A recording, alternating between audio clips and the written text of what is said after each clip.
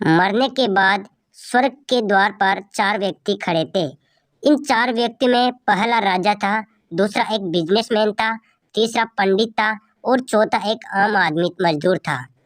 किसी को भी यह पता नहीं था कि स्वर्ग के अंदर प्रवेश कौन कर पाएगा और कौन वहीं से वापस लौटा दिया जाएगा।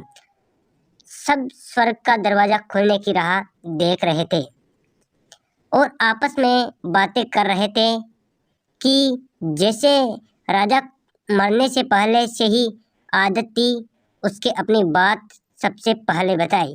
राजा ने कहा, मैं बहुत प्रख्यात राजा हूँ।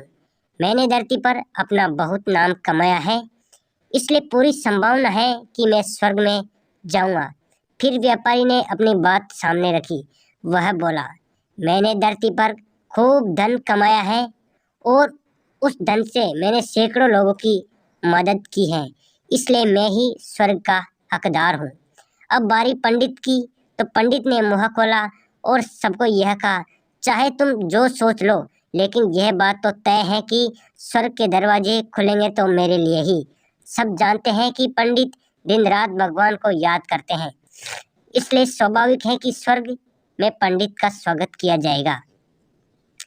जब सबने अपना अपना पक्ष रखा, तब सबकी नजर उस मजदूर पर थी जो चुपचाप अपनी नजरें नीचे झुकाए बिना कुछ बोले वहीं पर खड़ा रहता।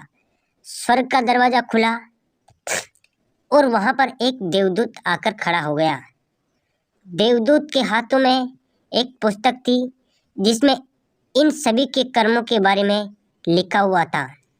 देवदूत ने सबसे पहले राजा को अपने पास बुलाया और पूछा, तुम बताओ, तुमने अपने जीवन में क्या क्या अच्छे कर्म किए? मैं उन्हें इस पुस्तक में देखकर फैसला करूंगा कि तुम्हें अंदर आने देना है या नहीं। राजा ने कहा, मेरा राज्य जितना बड़ा था उतना ही समृद्ध था और मेरी राज्य के सभी लोग खुशहाल थे।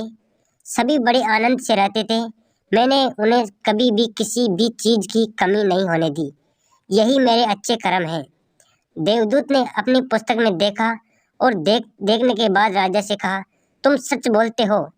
तुमने अपनी राज्य की प्रजा को बहुत सुखी रखा था, लेकिन तुमने अपने राज्य की सीमा बढ़ाने के लिए जितने युद्ध किए थे, उन युद्धों की वजह से हजारों सैनिक की अपनी जान गंवा दी थी। उन 1000 सैनिकों के परिवार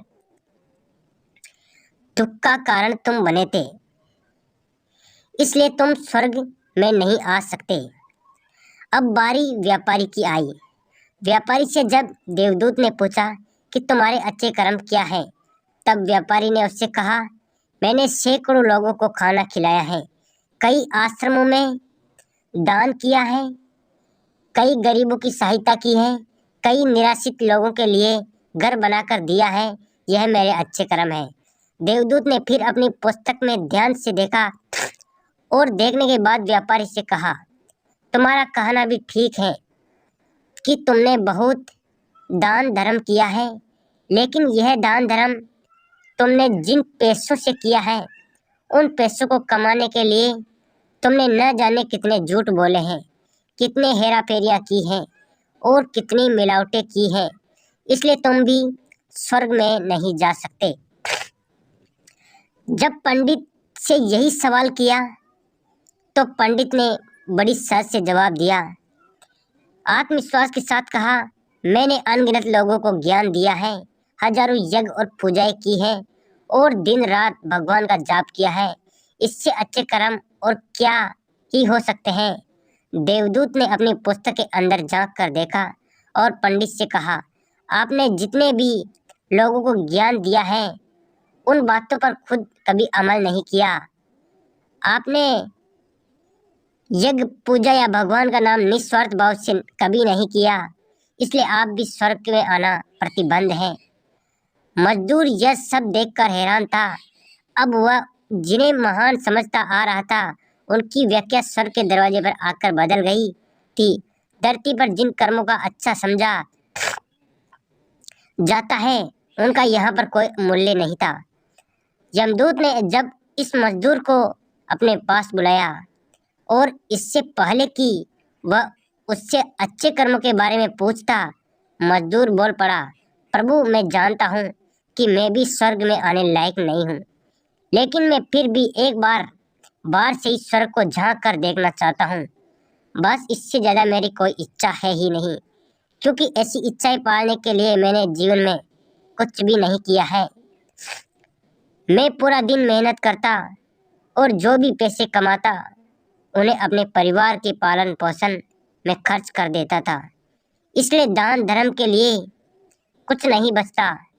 लोगों की भला में क्या सेवा करता, क्योंकि काम के बाद जो थोड़ा सा समय मिलता उसको अपने ही बूढ़े माँ बाप की सेवा में बिता देता। और यह सब करने के बाद में कभी कभी मंदिर भी चला जाता और भगवान से जैसा भी मुझे दिया है उसे जीवन के लिए धन्यवाद कहता हूँ। यह बात उस मजदूर ने कही। देवदूत ने अपनी पुस्तक में बड़े ध्यान से देखा, थोड़ी देर देखते ही रह गया। फिर उसने मजदूर से पूछा कि तुम याद करके बताओ, तुमने कभी तो कोई अच्छा काम किया होगा। मजदूर ने थोड़ी देर सोचने के बाद बोला, हाँ मुझे थोड़ा थोड़ा याद है।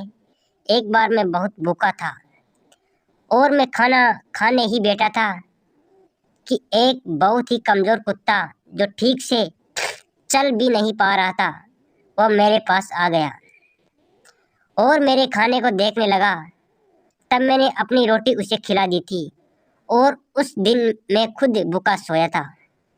मजदूर की बात सुनने के बाद देवदूत बड़े जोर से मुस्कुराए और मजदूर को बड़े सम्मान से स्वर्ग के अंदर ले गया। दोस्तों, अच्छे कर्म लोभ मोह माया इन सब भाव में आकर नहीं किए जाते हैं और ना ही उन्हें अच्छे कर्मों की श्रेणी में गिना जाता है।